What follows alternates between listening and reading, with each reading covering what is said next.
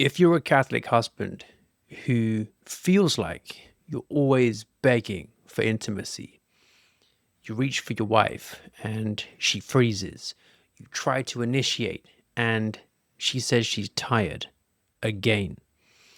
Nights end with you scrolling your phone, wondering why your own wife doesn't want to be close to you. This video is for you.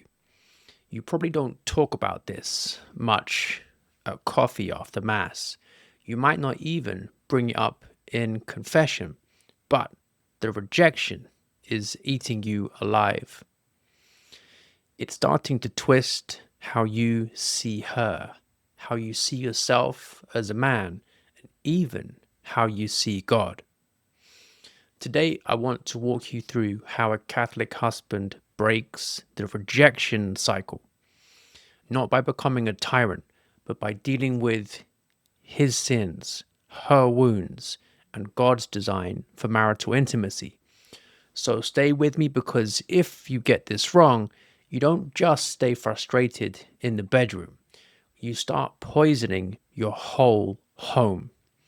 And your patience with the kids, your own leadership, and also your wife's ability to ever soften to you again. So here's a composite of what I see again and again in coaching. Will, I'm a Catholic husband, late 30s, 3 kids. I've never cheated. I work hard. We're doing okay financially, earn around 150K a year, but my wife almost never wants to be intimate. We go weeks, sometimes months. When it does happen, it feels like a duty. I've tried being romantic, helping more around the house, being patient, but in the moment it's still not tonight. I'm tired. Please stop pressuring me. I hate who I'm becoming. Needy, resentful, tempted by porn. I know I'm supposed to lead, but what does leadership look like when you're always being turned down in your own marriage bed? Now, if that sounds even slightly like your own situation, you're not the only one. The logs of our AI marriage coach are full of men like you. And also in the women's logs, we see many wives explaining why they've frozen up. So in this video, we're going to talk about, first, what the church actually teaches about the marital debt and unjust refusal. Second, the rejection cycle that keeps both of you stuck. And third, the 4 dragons killing intimacy in your home. And also, fourth, a concrete plan to stop begging and start leading. So yes, we'll talk about when a wife may be sinning by needless refusal, but if you start there, you'll probably miss the deeper work you need to do as a husband. So first, what does the church actually say about intimacy? A lot of men are either ignorant of Catholic teaching or weaponizing it. So the church has always taught the marital debt. In marriage, husband and wife owe each other conjugal life. Neither may unreasonably or habitually refuse without serious cause. It's about justice, giving what is due by the vows you freely made. Now, classic moral theology, like Callan and McHugh following St. Thomas, is clear. A spouse can ask for the marital debt. A spouse can also defer or refuse it for serious reasons. Things like grave illness, or extreme fatigue, or danger of serious sin.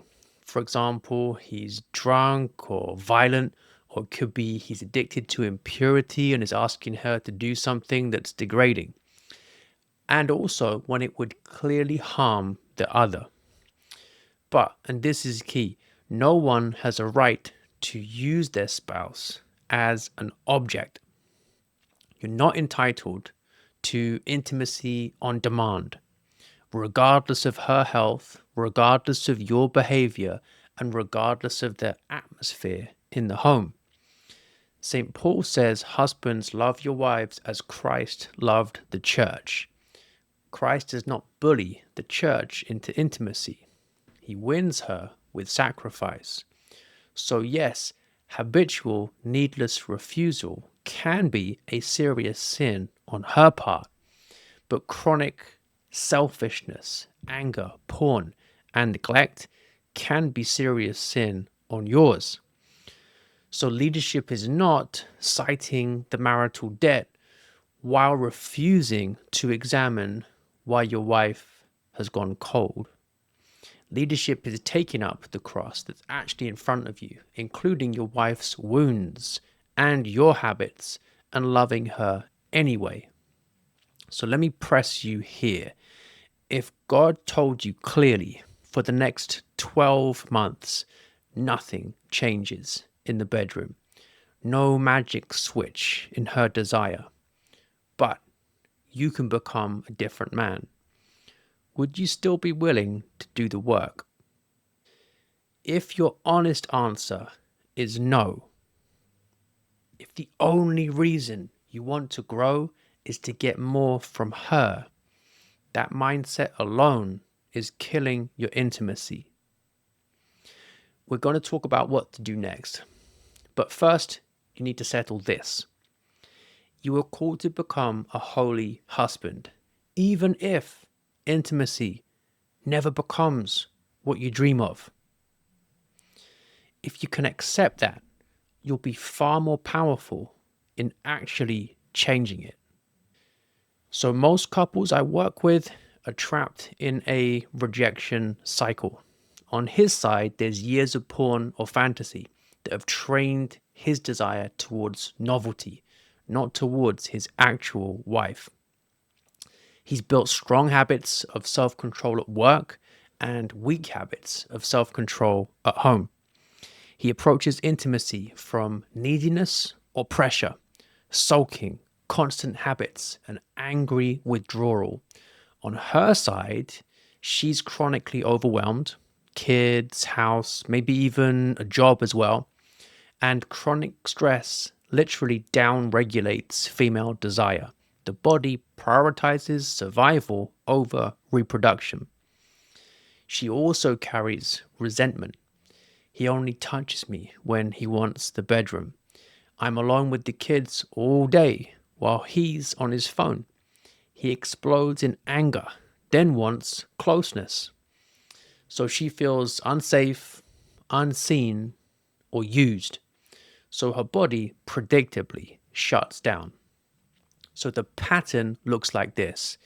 He feels starved and then pursues with pressure or self-pity. She feels pressured and unsafe, so she withdraws even more. He then escalates anger, porn, coldness, and she resents him more. Intimacy feels even less possible. So both are hurting and both feel wronged. But as head, you are the one God holds primarily responsible for changing the climate. That doesn't mean it's all your fault. It does mean you're first in line to pick up the cross. So stop emasculating yourself by seeing yourself primarily as a helpless victim. Now, let's name the 4 common dragons that show up again and again. Dragon number 1 is underused strength outside the bedroom. Many wives are effectively solo parenting. He provides financially, but does little discipline or structure. His evenings are spent on the phone or scrolling YouTube or in hobbies while she drowns. And there's no real planning for the future, no order in the home. And here's the biological piece for that. Female desire is strongly tied to safety and stability. If her nervous system never gets to relax, there's no help with the kids, there's no predictable routines, no sense that someone has her back, her body will not cooperate in the bedroom. It's not rebellion, It's just physiology. And justice and charity demand that you share the real burdens of your state in life. Bring order to the home and use your strength where it's hardest, not just where you're most admired. So if you want warmth in the bedroom, start by fighting chaos in the living room. Dragon number 2 is porn, fantasy, and hidden lust. Let's be very blunt. If you were secretly using porn, masturbating, exchanging flirty messages with women who aren't your wife, or mentally undressing every woman you see, you're actively training yourself not to desire your wife. So the moral theologians are unanimous on this. Deliberate enjoyment of lustful thoughts or images is grave matter. It darkens the mind and weakens the will. Your wife may not know the details, but she will feel the result. The restless eyes, the dissatisfaction with her real body, an unclean atmosphere in the home. You can't ask her to throw herself into your arms while you're feeding those habits. So one non-negotiable step is confession, honest and concrete with no euphemisms, and cutting off all near occasions of sin. Filters, no phones in the bedroom, no private browsing. Accountability too. Find another serious man or your confessor to hold you to it. And until you take this seriously, talk about rejection is only half the story. Dragon number 3 is self-pity and covert contracts. Now, many men talk like this. I've been so patient. I did the dishes. I helped with bedtime. I stopped arguing. She still turns me down. What's the point? Underneath that is a covert contract. If I do X, she owes me intimacy. That's not love. That's a transaction. St. Philip Neri said that men are generally the carpenters of their own crosses. So your self-pity is soaring through the beams of your masculinity. Yes, you may be genuinely sinned against, but once you slip into a victim posture, you become less attractive and less trustworthy as a leader. You're not changing for her as a reward. You're changing because it's right, because it honors God, and because your children are watching. Now, Dragon 4 is silence about the real issues. Some men never actually talk about any of this. They hint, they joke, they sulk, or they explode once a year in a big "I'm done being rejected" speech. Neither of those is masculine, ordered communication. A Catholic husband must be willing to have hard, calm conversations, naming the reality, acknowledging his own sins, and gently but firmly calling his wife to face hers. Scopoli in The Spiritual Combat says the battle is lost when we either trust our own impulsive reactions or we run away from the fight entirely. Many of you are doing both, reacting impulsively in the moment, then avoiding a real discussion for months. That guarantees the dragon stays put. So what does real leadership look like here? Let's make this concrete. Step number 1, clean up your own battlefield.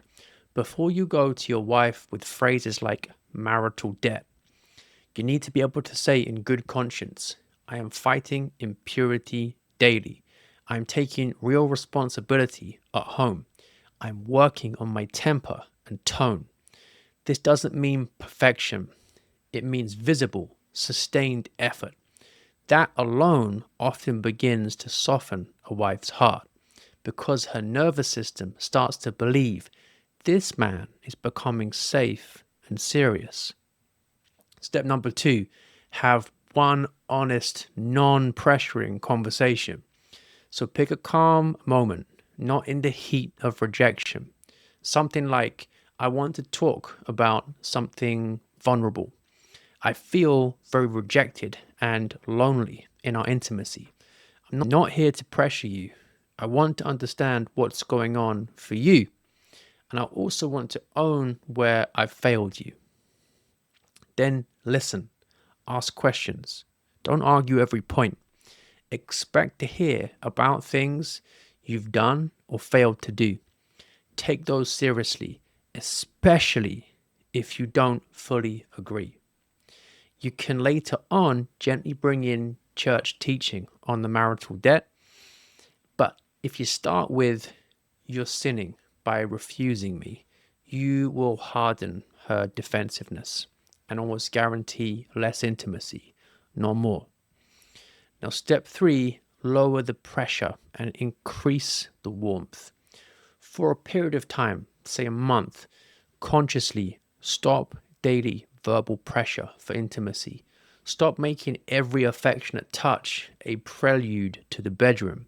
Focus on non-sexual affection, hugs, a hand on the shoulder, looking at her when she walks in, smiling, and build small daily communication rituals.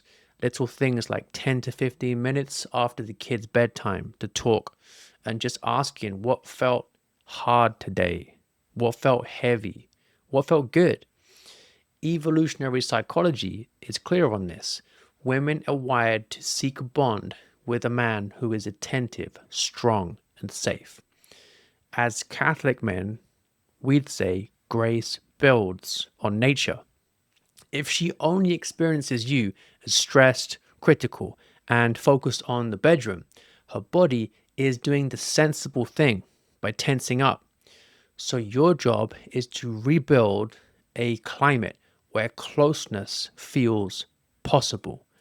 Be the provider of connection rather than just money. Now, step number 4 is to reject passivity and rage together. Some of you swing between passivity, fine, I won't ask again, I'll just suffer in silence and maybe look at my phone instead. And rage, slamming doors, making cutting remarks, cold hostility. Both are forms of selfishness, and neither is Christ-like. The better path is meekness, strength under control. So that looks like calmly naming when repeated refusal is really hurting you, refusing to retaliate, and refusing to collapse into despair. You might say, "I'm not going to pressure you, but I also need you to know this is a real wound for me. And for the good of our marriage, we can't just pretend it's fine." That's not whining, that's a husband claiming his vocation seriously. So let me give you something you can actually do for the next 4 weeks. Step number 1, confession and chastity. Confess all impurity honestly. Make a concrete plan to avoid near occasions of sin. And if you fall, get up immediately. Don't let shame drag you into a binge. Step 2, an ordered home with ordered evenings. Take clear responsibility for at least one hard block of family life each day. Could be dinner, could be bedtime, could be morning chaos. And put your phone away for the first hour at least that you're home. Number 3, daily connection with zero pressure. 10 to 15 minutes of undistracted conversation with your wife every day. One affectionate touch or gesture that has no bedroom agenda and no comments like, "So later?" For this period, deliberately lower the pressure.